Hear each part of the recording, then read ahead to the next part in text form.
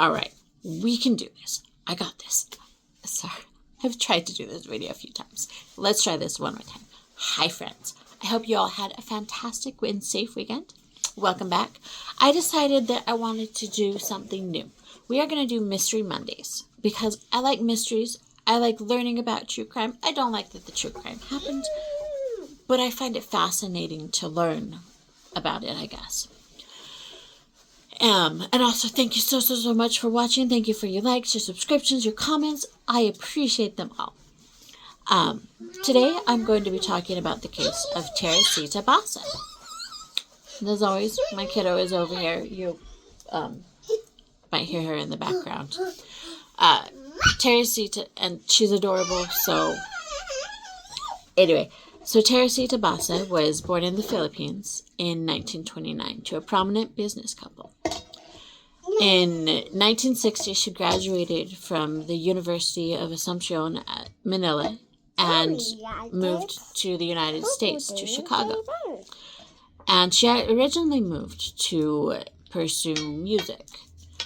But once she was here, she realized that she wanted to help people, so she became a respiratory therapist. She also gave a lot of she would also give complimentary piano lessons to the children in her neighborhood. Yeah, are you fixing your rabbit? And but she became a respiratory therapist at Edgewater Hospital, I believe it was. And so she did that so she was doing this. And until February 21st, 1977, Teresita was 48 years old. She went to work as usual and got off around 5 and called her friend Ruth Loeb, and they talked for about half an hour until she told her that she had somebody coming over to fix the television. Later that evening, neighbors called the 911 because there was smoke coming out of her apartment. And so hold on just a second. So they saw smoke coming out of her apartment and called 911. When they got there, they found Teresita's body. She had been stabbed in the chest and was also not wearing any clothes. So they thought originally that this was a sexual crime because of her state. But there was no evidence. And honestly, there was really no evidence at all as to who had done this, why this had happened. There was a note that said, get theater tickets for AS. That was the only thing that was there. And so for months, they found nothing. Until about 4 or 5 months after, the head detectives got a call from a Dr. Jose Chua, who was a co-worker. And he told them that his wife, Remy, had been having these trances, and they'd happened maybe 3 times. And nothing like this had ever happened before. My daughter is over trying to fix her toy rabbit. Give me just a sec. Okay, crisis averted for now, I think. Maybe. Anyway, so nothing like this had ever happened to his wife before. But she had been going into these trances, and in this trance she would say, quote, "Doctor, I need to request your help. The man who killed me is still at large," unquote. And I will put that up there just in case I missed anything. And when he would ask her who she was, she would speak in Tagalog, which was a language that his wife was familiar with but rarely spoke, and tell him that her name was Teresita Basa. And the detectives listened because the head detective, Joseph Stachula, something like that, said that he dealt with more seedy people every day. This couple had nothing to gain. They had good jobs. His wife was also a respiratory therapist, but they had good jobs. They lived in a nice house. They really had nothing that he could see to gain. by telling him this, except for helping them out. And so, oh, and she pointed the finger at Alan Showery. Alan Showery also worked at the hospital. I believe he was an orderly in the respiratory therapy problem. And Alan Showery was in kind of a was not in a good place financially. Please stop. You are okay. You are okay.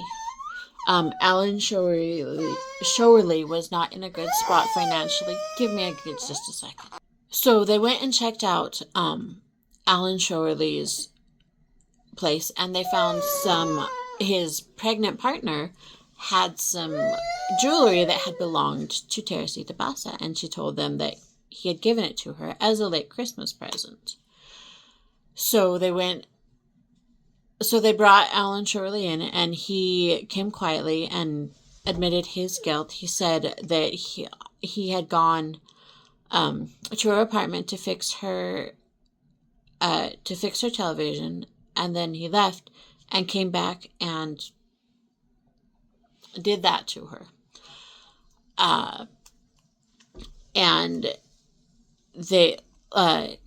his first trial, he actually went back and then said he wasn't guilty, and that ended in a mistrial with a hung jury. And about a month later, he was waiting for the new trial, and again said that he was guilty. So he was sentenced to 14 years in prison, but only served about 5 of those, and was let out on parole in 1983. And apparently went on to live a quiet life in New York. And I mean, this, it's such a weird one because you can't cross-examine a dead person, or an unalive person. You can't. So they didn't have a whole lot to work with besides what the Chuas were saying.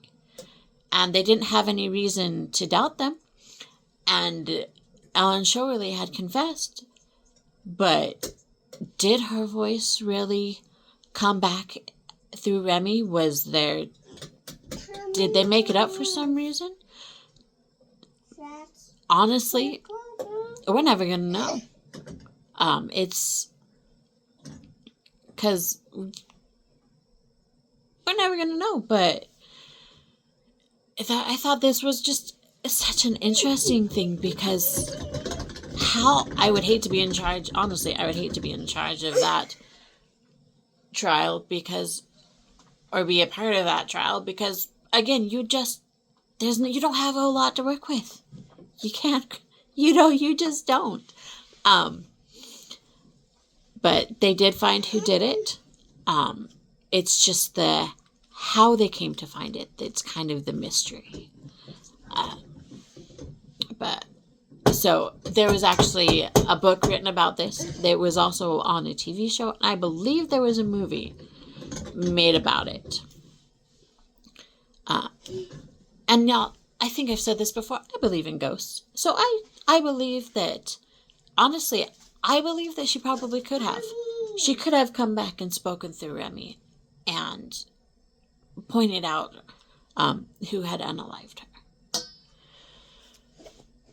But I think that's all I've got. Let me know what you guys think about this case. And if I'm missing anything, let me know if you have any more information for me. And I will post my sources down below. And I hope y'all have a fantastic day today. And I will see you tomorrow. Bye.